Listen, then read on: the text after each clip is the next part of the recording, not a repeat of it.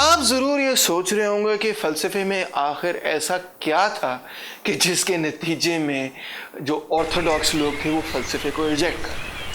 کیونکہ لاجک اور منطق اور ریزن کے حد تک تو کوئی بھی یہ نہیں کہنا چاہے گا یا سوچنا چاہے گا کہ ہمیں منطق کا سہارا نہیں لینا چاہیے، ہمیں لاجکلی نہیں سوچنا چاہیے، ہمیں عقل کا سہارا نہیں لینا چاہیے، یہ تو کوئی بھی نہیں کہے گا۔ تو کیا وجہ تھی کہ فلسفے کے حوالے سے اتنی جو نیگیٹو نقطہ نظر تھا، جو منفی نقطہ نظر تھا، وہ کیوں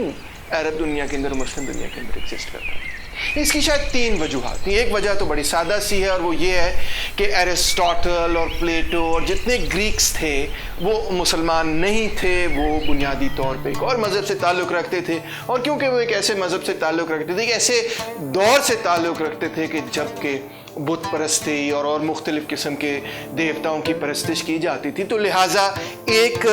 مسلم دنیا کے اندر ویسے ہی ایک یہ سوچ تھی کہ یہ تو نان مسلمز ہیں، لہٰذا ان کی سوچ پہ توجہ نہیں دی جانی چاہیے۔ مگر جو زیادہ اہم نقطہ نظر تھے، خاص طور پہ 2، وہ یہ تھے کہ گریکس کا یہ خیال تھا کہ یہ جو کائنات ہے اور اس کے اندر جو مادہ ہے خاص طور پہ، وہ ہمیشہ سے تھا اور ہمیشہ تک رہے گا، یعنی کہ مادہ جو ہے وہ ایٹرنل ہے، اس کائنات کی بنیاد جو ہے وہ ایٹرنل ہے۔ اور جو تھیولوجنز تھے ان کا یہ تصور تھا کہ ایسے نہیں ہو سکتا، خدا تعالیٰ نے مادہ، وقت، ٹائم وغیرہ سب کچھ، اسپیس ٹائم سب کچھ خدا تعالیٰ نے تخلیق کیا۔ اور دوسری وجہ یہ تھی کہ ایرسٹاٹل خاص طور پہ، باقی گریکس تو نہیں، پلیٹو نہیں، مگر ایرسٹاٹل خاص طور پہ یہ کہتا تھا کہ انسان کی جو روح ہے وہ انسان کی ایسنس ہے، اور جب انسان مر جاتا ہے انسان کی روح بھی اس کے ساتھ ختم ہوتی ہے۔ تو یعنی کہ دی ایٹرنیٹی آف دا یونیورس اور the nature of the civil, یہ وہ 2 میجر ڈیبیٹس تھیں جس پر کرسچن تھیولوجنز ہوں یا مسلم تھیولوجنز ہوں یا جوئش تھیولوجنز ہوں، تینوں جو ٹریڈیشنز تھے وہ گریک فلسفی سے اختلاف رکھتے تھے۔ یہ تینوں ٹریڈیشنز یہ کہتے تھے کہ دنیا جو ہے اس کے اندر جو مادہ ہے، پرائم میٹر کے حوالے سے اس کو لے لیں یا ریئل میٹر کے حوالے سے لے لیں، وہ ہمیشہ سے نہیں تھا اور ہمیشہ تک نہیں رہے گا۔ اور دوسرا یہ کہ ہر انسان کی روح جو ہے وہ آخرت میں دوبارہ ریزریکٹ ہوگی، اس لیے ایرسٹاٹل کا یہ تصور کہ روح انسان کے مرنے کے ساتھ ختم ہو جاتی، یہ درست نہیں ہو سکتا۔ اب ابن رشد ایرسٹاٹل کے ساتھ پہلے نقطہ نظر پہ متفق تھے، وہ بھی یہ کہتے تھے کہ کائنات کے اندر جو مادہ ہے وہ ہمیشہ سے تھا۔ لاجک وہ اس کے لیے دیتے تھے کہ کسی بھی وقت سے پہلے کوئی نہ کوئی اور وقت ضرور تھا، لہٰذا ٹائم جو ہے وہ اینڈلیس سیریز ہے، وہ کبھی ختم نہیں ہوتا۔ There is always a moment in time before any moment in time۔ دوسرا وہ یہ کہتے تھے کہ only motion can be the cause of a change from rest to motion، یعنی دنیا کے اندر جو ہے جو تبدیلی ہے، موشن کا لفظ جو ہے وہ تبدیلی کے معنوں میں بھی لیا جاتا تھا، کہ جو دنیا کے اندر جو تبدیلی ہے وہ کسی نہ کسی اثر کے نتیجے میں ہے، اور یہ اثر جو ہے انفینٹی تک جا سکتا ہے۔ لہٰذا اس حوالے سے بھی ان کا نقطہ نظر یہ تھا کہ یہ جو کائنات ہے یہ ہمیشہ سے تھی اور ہمیشہ تک رہے گی۔ ابن رشد نے یہ کہا کہ اگر دنیا جو ہے کسی مخصوص وقت میں شروع ہوتی ہے تو پھر اس سے پہلے جو ہے وہ ویکیوم ہوگا، تو یہ ناممکن سی بات ہے کہ اس طرح کا ویکیوم ایگزسٹ کرے، لہٰذا یہ کائنات جو ہے وہ ہمیشہ سے تھی اور ہمیشہ تک رہے گی۔ ابن رشد نے یہ لکھا کہ یہ جو تصور ہے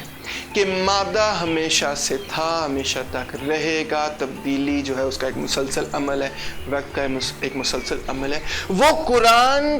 کے متضاد نہیں ہے۔ اور انہوں نے کئی قرآن کی آیتیں وغیرہ جو ہیں وہ اپنے ورکس کے اندر پیش کی، جس سے انہوں نے یہ ثابت کرنے کی کوشش کی کہ ایرسٹاٹل کے نقطہ نظر میں اور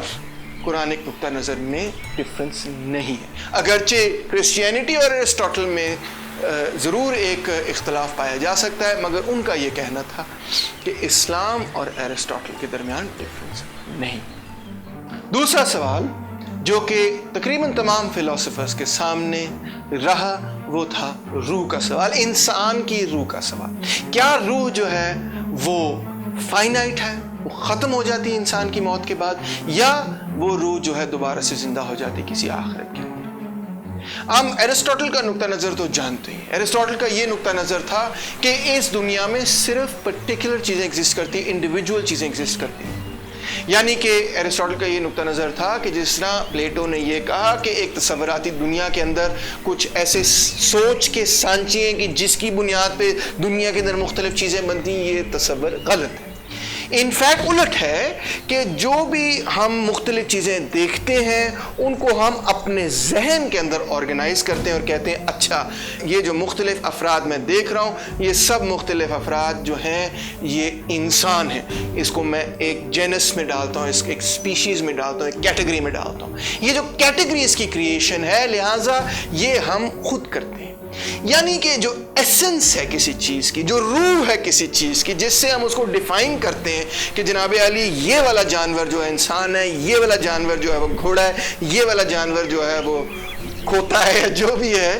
یہ جو ہم ڈیفینیشن کرتے ہیں یہ ڈیفینیشن صرف ہمارے دماغ میں ایگزسٹ کرتی ہے۔ یعنی چیزوں کی ایسنس ان کے اندر ایگزسٹ نہیں کرتی، ہمارے دماغ کے اندر ایگزسٹ کرتی ہے۔ اور انسان کی ایسنس کیا ہے؟ انسان کی ایسنس ہے روح۔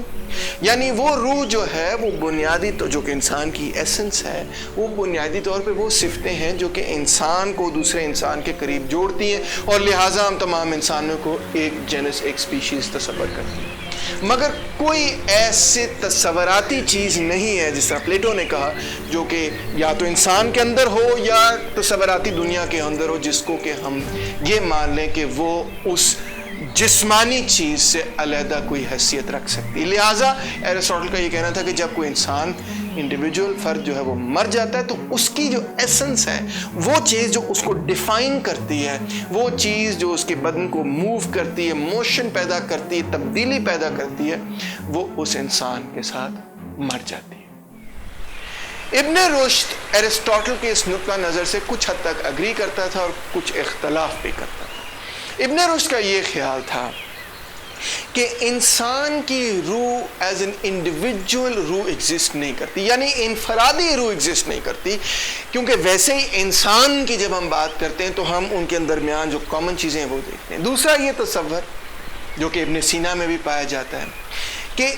مختلف انسان چیزوں کو جب دیکھتے ہیں، مختلف چیزوں کو دیکھتے ہیں تو ہم سب ان چیزوں کو ایک ہی حوالے سے پہچانتے ہیں۔ اس کا مطلب اس سے نتیجہ ابن سینا اور ابن رشد دونوں نے یہ نتیجہ اخذ کیا کہ کوئی ایسی انٹیلیجنس ہے جو انسان کی انٹیلیجنس کو گائیڈ کر رہی ہے۔ اس کو وہ نام دیتے تھے، ایرسٹوٹل سے یہ نام انہوں نے لیا تھا، ایکٹیو انٹیلیجنس۔ اور یہ ایکٹیو انٹیلیجنس جو ہے وہ سب لونر ورلڈ کے اندر آپریٹ کرتی ہے۔ سب لونر ورلڈ سے مراد میری یہ ہے وہ دنیا کے جو کہ چاند کے آربٹ کے اندر دنیا، اس کے اندر یہ پرنسپل آپریٹ کرتا ہے۔ ایرسٹوٹل کا بائی دی وے یہ خیال تھا کہ جو چاند سے اوپر والی دنیا ہے، جو